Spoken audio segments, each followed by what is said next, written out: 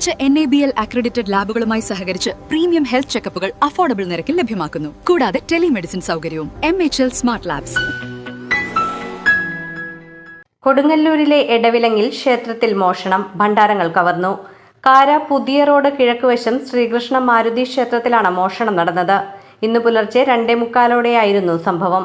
ക്ഷേത്രനടയിൽ വെച്ചിരുന്ന വലിയ ഭണ്ഡാരം എടുത്തുകൊണ്ടുപോയി കുത്തിത്തുറന്ന നിലയിലാണ്. മറ്റൊരു ഭണ്ഡാരവും കുത്തിത്തുറന്നിട്ടുണ്ട്.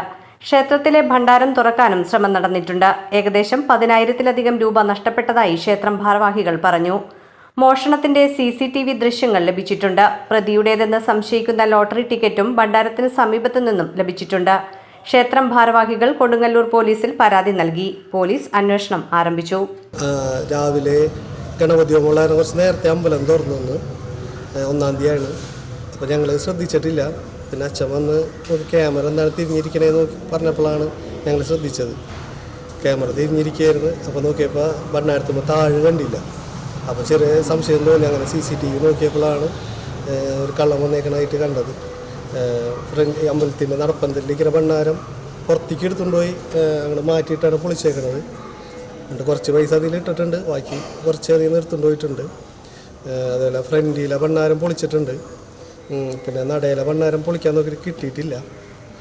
ആൾ മുഖം മൂടി ഇട്ടിട്ടുണ്ട്. കയ്യിലൊരു ഇരുമ്പടി പോലത്തെ എന്തോ ഒരു ആയുധവും കാണുന്നുണ്ട്. CCTVയിൽ വിഷ്വൽ കിട്ടിയിട്ടുണ്ട്. പോലീസിനറിയാം.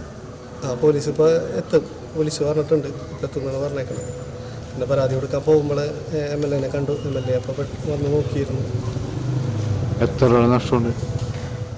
ഏകദേശം ഒരു 10 രൂപ നമ്മൾ ഉദ്ദേശിക്കുന്നുണ്ട്. കറക്റ്റായിട്ട് പറയാൻ പറ്റൂല. 2 ദിവസം മുമ്പ് ചെറിയൊരു പരിപാടി, വലിയൊരു പരിപാടി അറിഞ്ഞിരുന്നു. ഒരു അരങ്ങേറ്റമൊക്കെ നടന്നിട്ടുണ്ടായിരുന്നു. ഒരുപാട് ജനങ്ങൾ വന്നിട്ടുണ്ടായിരുന്നു. നല്ലൊരു തുക ഇതിൻ്റെ അകത്ത് ഉണ്ടായിട്ടുണ്ടാവും. ഭണ്ണാരത്തിൽ ഉണ്ടായിട്ടുണ്ടാവും. നല്ലൊരു തുക ഉണ്ടായിട്ടുണ്ടാവും. അത്രയും ജനം ഉണ്ടായിരുന്നു സോപാന സംഗീതത്തിൽ.